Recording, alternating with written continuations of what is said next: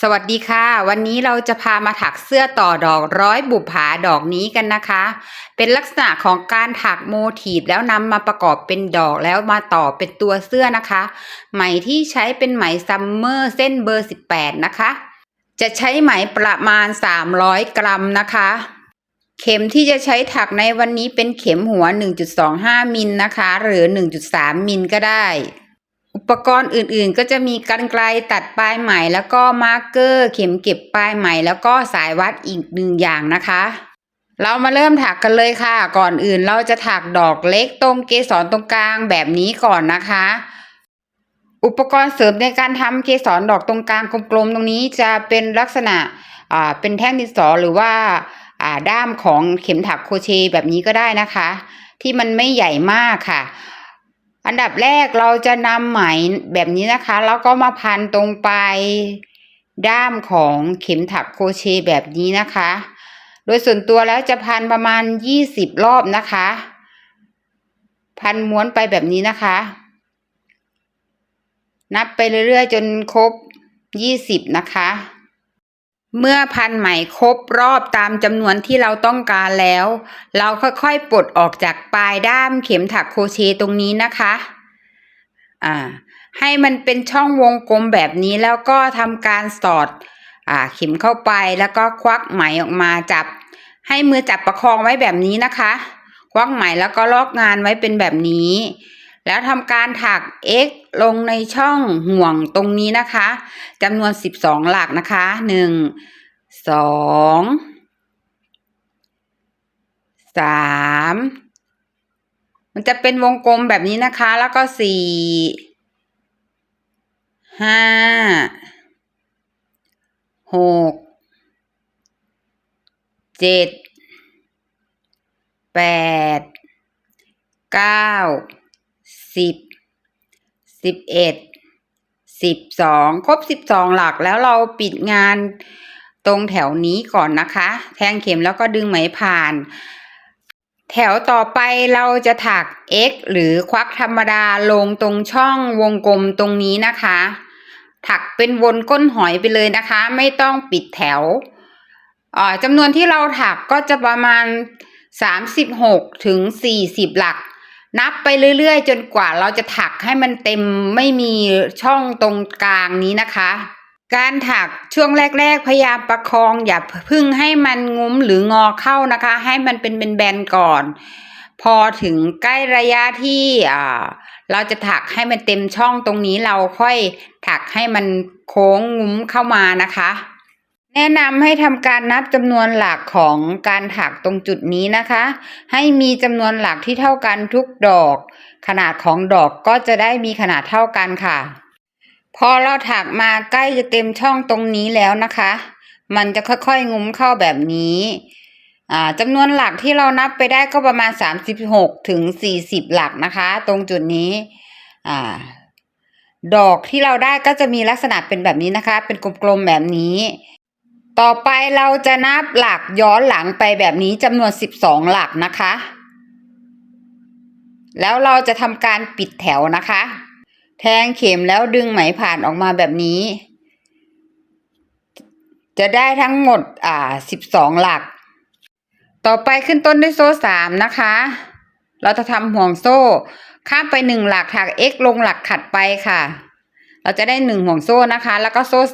3ข้าม1 หลักถัก X ลงหลักถัดไปจะได้ห่วงโซ่ที่2โซ่3นับ1นับ2ถัก X ลงหลักถัดไปอันนี้ก็จะได้3 ห่วงโซ่ทำไปจนครบรอบจะได้ทั้งหมด6 ห่วงโซ่นะคะห่วงโซ่ที่4โซ่3ห่วงโซ่ที่5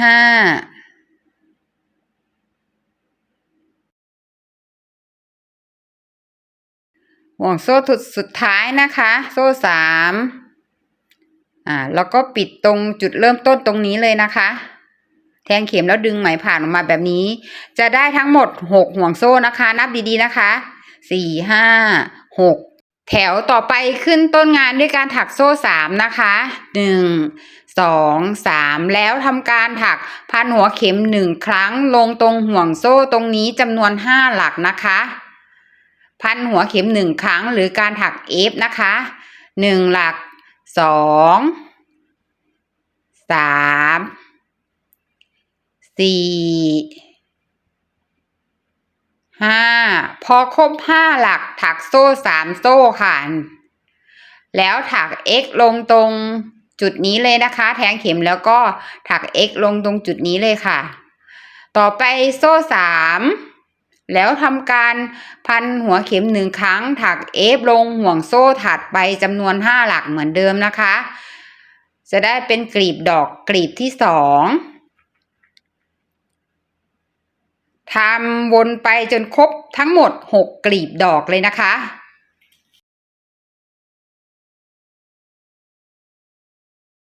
เมื่อถักมาถึงกลีบดอกสุดท้ายกลีบดอกที่6แล้วเราจะถักโซ่3แล้วก็ปิดงานเลยนะคะแทงเข็มแล้วดึงไหมผ่านแล้วก็ล็อกงานด้วยโซ่1นะคะแล้วก็ตัดไหมเหลือปลายไหมเพื่อที่จะเก็บปลายไหมด้วยนะคะการเก็บปลายไหมของเราก็ง่ายๆเลยค่ะใช้เข็มเก็บปลายไหมนะคะหรือจะใช้เข็มธรรมดาแบบนี้ก็ได้นะคะโดยการสอดเข้าไปแบบนี้นะคะแทงเข็มแล้วก็ซ่อนปลายไหมไว้ตรงใต้ดอกแบบนี้ได้เลย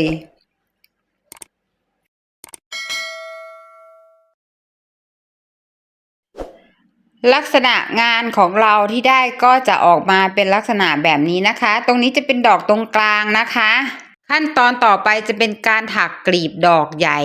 จำนวน6กลีบดอกแล้วนำมาเชื่อมต่อกันกับดอกเล็กตรงกลางแบบนี้นะคะโดยการเชื่อมต่อใต้ดอกตรงนี้นะคะตรงจุดนี้นะคะทั้งหมด6กลีบดอกค่ะเราจะขึ้นกลีบดอกใหญ่โดยการจับเส้นไหมแบบนี้นะคะแล้วก็บิดมาเป็นเลข6แบบนี้เป็นวงกลมเล็กๆแบบนี้นะคะแล้วก็สอดเข็มแล้วก็ควักไหมออกมาแล้วก็ดึงรูดออกมาเป็นแบบนี้เราจะขึ้นต้นงานด้วยการถักโซ่10โซ่นะคะ1 2 3 4 5 6 7 8 9 10พอได้ครบ10โซ่เราจะนับถอยหลังลงมา1 2 3ถัก x ลงหลักที่3โดยการสอดเข็มเอาแค่เส้นเดียวนะคะตรงโซ่ตรงนี้เส้นเดียวหลักที่1x หลักที่2 x หลักที่3 x หลักที่4 5 6 7 8ทั้งหมดจะได้8หลักนะคะตรงหลักที่8เราจะถัก x ลงซ้ำที่เดิมเป็นหลักที่9แล้วถักขั้นด้วยโซ่2แล้วเราจะไปเกี่ยวเอาถัก x ลงอีกฝั่งหนึ่งนะคะแทงเข็มสอดเข็มเข้าไปเกี่ยวเอาแค่เส้นเดียวนะคะ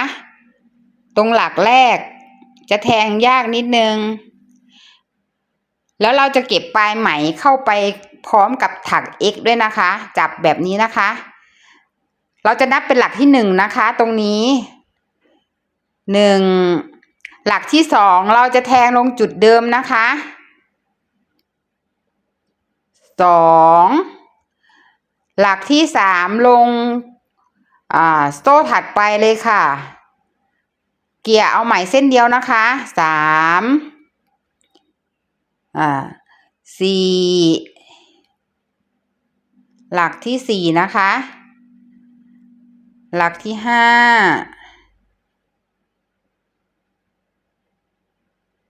6จะถักยากนิดนึงนะคะต้องคอยระวังหลักที่7หลักที่8หลักที่9 2ฝั่งจะได้ฝั่งละ9หลักนะคะทั้งหมดงานที่ได้จะมีลักษณะเป็นแบบนี้นะคะแล้วทีนี้ถักโซ่2โซ่ค่ะ พลิกชิ้นงานกลับนะคะถักวนกลับนะคะอันนี้คือแถวที่สองแถวที่สองเราจะแทงเข็มถัก x ลงหลักที่สองนะคะหลักแรกเราจะไม่ถัก x ลงนะคะ1 2 3 4 5 6 7 8หลักเราจะแทงตรงนี้นะคะและแทงลงตรงนี้เป็นหลักที่8หลักที่9เราจะแทงเข็มตรงโซ่2โซ่ตรงนี้นะคะจะได้9หลักแล้วถักขั้นด้วยโซ่2อีกฝั่งหนึ่งเราหลักแรกเราจะถักลงตรงช่องที่เป็นโซ่2ตรงนี้นะคะหลักแรกหลักที่2 3 4 5 6 7 8 9อีกฝั่งนี้ก็จะได้ทั้งหมด9หลักนะคะแล้วก็ถักโซ่2พลิกชิ้นงานกลับแถวที่3ถัก x ลงหลักที่2นะคะเป็นหลักแรก1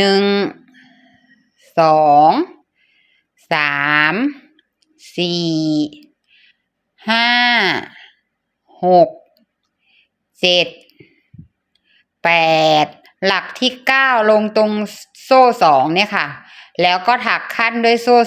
2ถัก x หลักแรกของอีกฝั่งลงตรงที่เดิมนะคะก็คือโซ่2ตรงนี้1 2 3 4 5 6 7 8 9แต่ละฝั่งจำนวนหลักจะเท่ากันนะคะโซ่2พลิกชิ้นงานกลับค่ะแถวที่4นะคะต่อไปเป็นแถวที่4ถัก x ลงหลักที่2เหมือนเดิมนะคะ1 2 3 4 5 6 7 8 9ก็ลงตรงโซ่2นะคะได้9หลักก็ถักขั้นด้วยโซ่2หลักแรกของอีกฝั่งหนึ่งก็จะเป็นลงจุดเดิมตรงนี้แล้วก็หลักที่2 3 4 5 6 7 8 9แถวที่5ถักโซ่2แล้วพลิกชิ้นงานกลับถัก x ลงหลักที่2นะคะ1 2 3 4 5 6 7 8หลักที่9ลงตรงโซ่2นี้นะคะแล้วถักขั้นด้วยโซ่2ค่ะหลักแรกของอีกฝั่งตรงโซ่1 2 3 4 5 6 7 8 9ครบ9แล้วถักโซ่2พลิกชิ้นงานกลับเป็นแถวที่6นะคะถัก x ลงหลักที่2ค่ะ2 3หลักที่4หลักที่5 6 7 8 9ครบ9หลักแล้วถักโซ่2นะคะแล้วก็ถักอีกฝั่งหนึ่งเลยหลักแรก1 2 3 4 5 6 7 8 9พอครบ9หลักถักโซ่2นะคะแล้วก็พลิกชิ้นงานกลับ1 2แล้วก็พลิกชิ้นงานกลับถัก x ลงหลักที่2เหมือนเดิมนะคะ1 2 3 4 5 6 7 8 9ในแถวที่7พอเราถักมาถึงครึ่งดอกตรงนี้แล้วนะคะตรงจุดนี้เราจะนำไปเชื่อมต่อกับดอกเล็กที่เราได้ทำการถักไว้นะคะโดยการถักเชื่อมต่อเราจะต่อแบบนี้นะคะต่อใต้ดอกแบบนี้เราจะพลิกดอกขึ้นมาแบบนี้นะคะมันจะมีหลักอยู่หลักหนึ่งตรงกลางกลีบดอกตรงนี้นะคะเราจะใช้เข็มแทงเข้าไปตรงหลักนี้นะคะ สอดเข็มแทงเข้าไปแบบนี้นะคะ แล้วก็ทำการควักไหม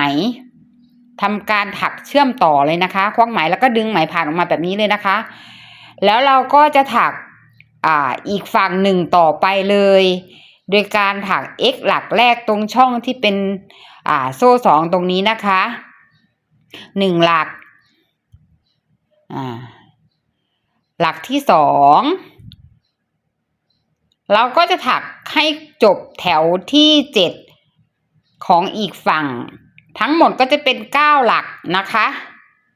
ถักให้ครบ9หลัก8 9พอครบ9หลักเราก็ล็อกงานด้วยการถักโซ่1ตัดไหมเหลือปลายเพื่อที่จะเก็บปลายไหมด้วยนะคะปลายไหมตรงนี้เราสามารถตัดออกได้เลยนะคะตัดให้ชิดเลยค่ะเราจะทำการถักทีละกลีบดอกแล้วนำมาเชื่อมต่อกันแบบนี้นะคะลักษณะงานที่ได้ออกมาก็จะมีลักษณะเป็นแบบนี้กลีบดอกถัดไปเมื่อเราถักมาจนถึงแถวที่7คือแถวสุดท้ายครึ่งแถวนะคะตรงจุดที่เป็นโซ่2เราจะนำมาเชื่อมต่อกับดอกเล็กโดยการวางเรียงดอกหรือเชื่อมต่อดอกทวนเข็มนาฬิกานะคะวางเรียงไปแบบนี้นะคะกลีบดอกถัดไปเราจะนำมาเชื่อมต่อให้ดูดอกนี้เราทำการถักไว้แล้วนะคะเราจะวางเชื่อมต่อแบบนี้แถวที่7ครึ่งแถวนะคะถึงจุดที่เป็นโซ่2แบบนี้ค่ะแต่เราจะไม่ถักโซ่ขึ้นไปนะเราจะทำแบบนี้หยิบงานชิ้นงานขึ้นมาแบบนี้นะคะแล้วก็พลิกชิ้นงานขึ้นไปด้านหลังแบบนี้แทงเข็มแล้วก็ควักไหมตรงจุดนี้นะคะใต้กลีบดอกเล็กตรงนี้นะคะควักไหมแล้วดึงไหมผ่านแล้วก็ทำการถัก x หลักแรกของอีกฝั่งแบบนี้นะคะแทงเข็มแล้วก็ถัก x ลงไปเลย1หลัก2หลักถักให้ครบ9หลักนะคะแต่ละฝั่งของกลีบดอกจำนวนหลักจะต้องเท่ากันนะคะถ้าเกิดว่าไม่เท่ากันกลีบดอกของเรามันจะไม่สมดุลกันหรือไม่เสมอกันนะคะ8พอถึงหลักที่9ปุ๊บกลีบดอกตรงจุดนี้เมื่อมีกลีบแรกและกลีบที่2เราจะนำไปเชื่อมต่อกับกลีบแรกแบบนี้นะคะเดี๋ยวจะวางชิ้นงานให้ดูตรงจุดนี้เราจะเชื่อมต่อกับกลีบดอกแรกตรงนี้นะคะโดยการทำการประกบแบบนี้ในหลักสุดท้ายเราจะเชื่อมต่อนะคะแทงเข็มแล้วก็ควักไหมดึงไหมผ่านออกมาแบบนี้เลยกับกลีบดอกแรกแล้วก็แทงเข็มลงกลีบที่2แบบนี้นะคะแล้วก็ควักไหมดึงไหมผ่านออกมาแบบนี้แล้วก็ทำการล็อกงานด้วยการถักโซ่1แบบนี้แล้วก็ดึงไหมตัดปลายไหมได้เลยนะคะกลีบดอกใหญ่ของเราก็จะเป็นการเชื่อมต่อกันแบบนี้เลยลักษณะของงานที่ได้ก็จะออกมาเป็นลักษณะแบบนี้นะคะกลีบดอกถัดไปก็ทำเหมือนเดิมนะคะถักมาให้ครบจนถึงแถวที่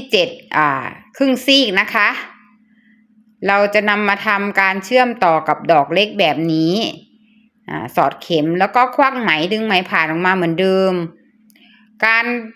เชื่อมต่อดอกจะเชื่อมต่อทวนเข็มนาฬิกานะคะวางเรียงกันไปแบบนี้แล้วทำการถักกลีบดอกแถวที่7อีกฝั่งหนึ่งให้ครบ9หลักพอถึงหลักที่9เราก็จะนำไปเชื่อมต่อกับกลีบดอกแรกที่ทำการเชื่อมต่อกับดอกเล็กนะคะ8 9แล้วก็หยิบดอกกลีบดอกก่อนหน้านี้ขึ้นมาแล้วก็ทำการเชื่อมต่อระหว่างกลีบดอกอีกครั้งหนึ่งแทงเข็มควักไหมดึงไหมผ่านแล้วก็ล็อกงานด้วยโซ่1นะคะทำแบบนี้เชื่อมต่อแบบนี้ไปจนครบ6ทั้งหมด6กลีบดอกนะคะวนไปแบบนี้กลีบดอกสุดท้ายกลีบดอกที่6เราก็จะทำการถักเชื่อมต่อกับดอกเล็กก่อนแล้วก็มาถักอีกฝั่งหนึ่งของกลีบดอกให้จบแถวที่7นะคะ3 4 5 6 7 8 9หลักครบ9หลักแล้วเชื่อมต่อกับกลีบ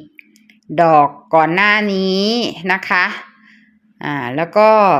ลอกงานด้วยโซ่1ตัดปลายไหมกลีบดอกแรกกับกลีบดอกสุดท้ายเรายังไม่เชื่อมต่อกันใช่ไหมคะกลีบดอกแรกเราได้ทำการล็อกงานไว้แล้วเราก็ทำการรื้อออกมาก่อนเพื่อนำมาเชื่อมต่อกับกลีบดอกสุดท้ายกลีบดอกที่6นะคะแทงเข็มแล้วก็ควักไหมดึงไหมผ่านออกมาแล้วก็มาแทงเข็มอีกครั้งหนึ่งแล้วก็ล็อกงานด้วยโซ่1นะคะเมื่อทำการต่อครบทั้งหมด6กลีบดอกแล้วขั้นตอนต่อไปจะเป็นการเก็บปลายไหมนะคะโดยใช้เข็มเก็บปลายไหมหรือว่าเข็มเล่มแบบนี้ก็ได้สามารถใช้ได้เหมือนกันโดยการสอยแทงเข็มซ่อนปลายตามแนวการถักตรงนี้นะคะใต้ดอกไปแบบนี้นะคะค่อยๆสอยไปนะคะหรือเพื่อนๆท่านไหนสามารถใช้เข็มถักโครเชต์ในการเก็บปลายไหมก็สามารถเก็บปลายไหมด้วยวิธีนั้นได้เหมือนกันนะคะเมื่อทำการเก็บปลายไหมเรียบร้อยขั้นตอนต่อไปเราจะทำการวัดขนาดของดอกที่เราถักได้นะคะดอกนี้จะอยู่ที่10 เซนติเมตรหรือ4 นิ้วนะคะเมื่อเราได้ขนาดของดอกเราจะนำไปคำนวณรอบอกตัวเสื้อนะคะว่ารอบอกของเราจะใช้จำนวนดอกกี่ดอกนะคะเสื้อตัวนี้เราต้องการรอบอกที่39 ถึง 40 นิ้วเพราะฉะนั้นจำนวนดอกต่อรอบอกก็คือ10 ดอกนะคะหน้า5 ดอกหลัง5 ดอกเป็น10 ดอกนะคะต่อไปจะเป็นการสาธิตวิธีการต่อดอกนะคะการเชื่อมต่อดอกเราจะใช้ปลายกลีบดอกเชื่อมต่อกันแบบนี้นะคะเชื่อมต่อดอกที่1กับดอกที่2เราจะเชื่อมต่อแค่จุดเดียวเพราะฉะนั้นเราจะเหลือกลีบดอกไว้1กลีบสุดท้ายนี้นะคะเพื่อทำการเชื่อมต่อนะคะเชื่อมต่อระหว่างดอกเราจะขึ้นงานด้วยการถักโซ่9นะคะปกติเราจะถักโซ่10แต่การเชื่อมต่อเราจะถักแค่โซ่9 3 4 5 6 7 8 9เมื่อถักโซ่9แล้วตรงปลายตรงนี้เราจะนำไปเชื่อมต่อกับดอกหรือจุดที่เราจะเชื่อมต่อ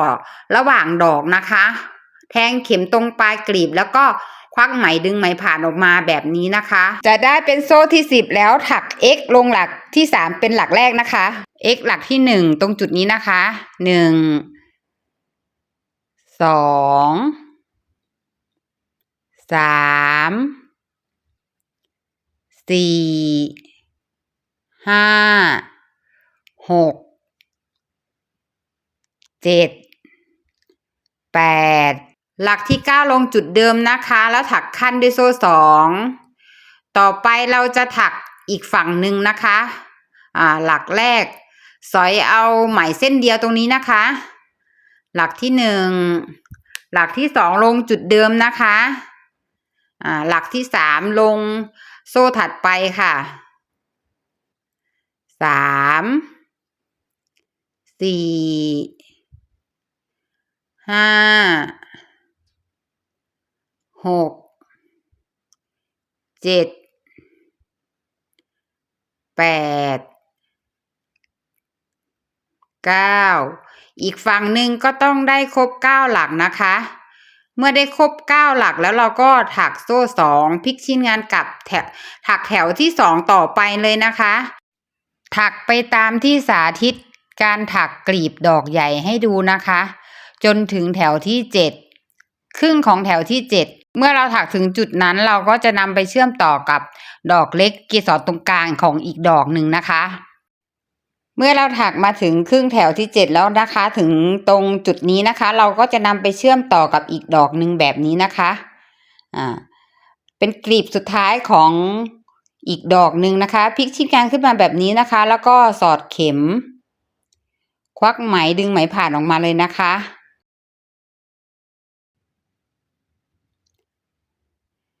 แล้วก็ทำการถักอีกฝั่งหนึ่งให้จบแถวที่7นะคะหลักที่1 2 3 4 5 6 7 8หลักที่9พอหลักที่9เราก็จะนำตรงนี้ไปเชื่อมต่อของอีกกลีบดอกหนึ่งนะคะล็อกงานด้วยโซ่1แล้วก็ตัดปลายไหมเลยนะคะงานของเราก็จะออกมาเป็นแบบนี้นะคะปลายไหมตรงนี้เราสามารถตัดได้เลยนะคะตัดให้ชิดเลยกลีบแรกและกลีบสุดท้ายยังไม่ได้ทำการเชื่อมต่อระหว่างกลีบดอกนะคะเราก็ทำการเชื่อมต่อโดยการใช้ปลายเข็มสะกิดตรงที่เราล็อกงานไว้ตรงนี้นะคะ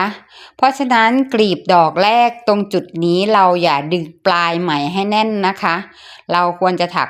ล็อกงานไว้แค่หลวมๆเพื่อที่เราจะได้ทำการเชื่อมต่อกับกลีบดอกสุดท้ายแบบนี้นะคะ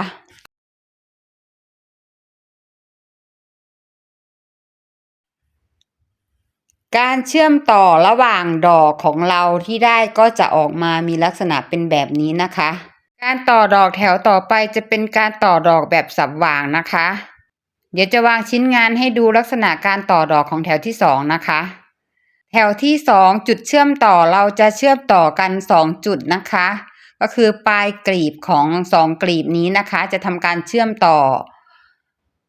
ตรงกลางตรงนี้เราจะทำถักดอกเล็กใส่อีกทีนึงนะคะเราจะเหลือไว้2กลีบสุดท้ายนะคะจุดแรกที่เราจะทำการเชื่อมต่อระหว่างดอกก็คือตรงปลายกลีบนี้นะคะขึ้นงานด้วยโซ่9นะคะการเชื่อมต่อระหว่างดอกเราจะขึ้นงานแค่โซ่9โซ่ค่ะ1 2 3 4 5 6 7 8 9พอได้9โซ่ปุ๊บเราจะเชื่อมต่อตรงจุดแรกแทงเข็มแล้วก็ควักไหมดึงไหมผ่านออกมาเลยนะคะเราก็จะได้โซ่เป็นโซ่ที่10พอดีนะคะและทำการถัก x ลงหลักที่3เป็นหลักแรกนะคะ x หลักที่1 2 3 4 5ถักไปจนครบ9หลักเหมือนที่เคยสาธิตให้ดูนะคะก็คือถักไปตามที่เราจะถักกลีบดอกใหญ่นะคะถักไปจนถึง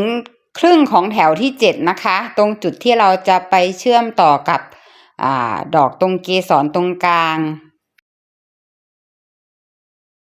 เมื่อเราทำการถักกลีบดอกมาถึงครึ่งของแถวที่7แล้วนะคะตรงจุดที่เราจะนำไปเชื่อมต่อกับดอกเล็กตรงเกสรตรงกลางตรงนี้นะคะตรงนี้จะเป็นกลีบดอกที่5นะคะเราก็แทงเข็มไปตรงจุดนี้แล้วก็ควักไหมดึงไหมผ่านออกมาเลยแล้วก็ทำการถักแถวที่7ให้เสร็จนะคะเมื่อทำการเชื่อมต่อจุดแรกเสร็จแล้วงานที่ได้ก็จะออกมามีลักษณะเป็นแบบนี้นะคะเหลือจุดที่2นะคะต่อกับตรงจุดนี้กับกลีบสุดท้ายกลีบดอกที่6นะคะเดิมนะคะขึ้นงานด้วยการถักโซ่9ค่ะ2 3 4 5 6 7 8 9พอได้9โซ่เราก็หยิบตรงปลายที่เราจะเชื่อมต่อมานะคะแทงเข็มดึงไหมผ่านได้หลักได้โซ่ที่10แล้วก็ทำการถัก x ถักกลีบดอกให้ถึงแถวที่7เหมือนเดิมนะคะขอวาร์ปมาแถวที่7เลยนะคะพอถึงจุดที่เราจะไปเชื่อมต่อกับดอกเล็กเกสรตรงกลางตรงนี้กลีบมันจะเป็นกลีบสุดท้ายพอดีนะคะเราก็แทงเข็มแล้วก็ทำการเชื่อมต่อกับดอกตรงนี้เลยเป็นกลีบสุดท้ายกลีบที่6ถ้าเพื่อนๆท่านไหนงงในการถักการเชื่อมต่อดอกให้เราลองวางผังวางดอกลงดูนะคะดูลักษณะความน่าจะเป็นของการเชื่อมต่อระหว่างดอกและระหว่างกลีบดอกนะคะงานชิ้นนี้ไม่มีแพทเทิร์นหรือผังลายให้ดูนะคะเพราะว่าเป็นงานที่เราดัดแปลงแพทเทิร์นมาอีกทีนึงการเชื่อมต่อระหว่างกลีบดอกและระหว่างดอกต้องระวังชิ้นงานของเราบิดนะคะเมื่อทำการเชื่อมต่อระหว่างดอกเรียบร้อยแล้วก็ทำการล็อกงานตัดไหมชิ้นงานที่ได้ที่เราทำการเชื่อมต่อแล้วก็จะออกมามีลักษณะเป็นแบบนี้นะคะ กลีบสุดท้ายเราก็ทำการ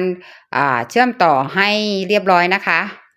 ถ้าเพื่อนๆท่านไหนฟังคำอธิบายไม่เข้าใจก็ให้ดูภาพประกอบไปด้วยนะคะ หรือว่าไม่ทันคลิปเร็วไปก็ให้กดหยุดดูไม่ทันก็ให้กดย้อนนะคะเพราะว่าเป็นคลิปตัดต่อตรงช่องตรงกลางตรงนี้เราจะถักดอกเล็กอีก1 ดอกมาทำการเชื่อมต่อตรงนี้นะคะ ก่อนการเชื่อมต่อจะต้องเก็บปลายไหมให้เรียบร้อยก่อนนะคะสำหรับการถักดอกเล็กเพื่อมาเชื่อมต่อตรงช่องตรงนี้เดี๋ยวขอยกไปไว้ใน EP หน้านะคะสำหรับเสื้อตัวนี้ไม่มีผังการต่อดอกให้ดูนะคะแต่เราจะมีตัวอย่างการต่อดอกรอบลำตัวมาให้ดู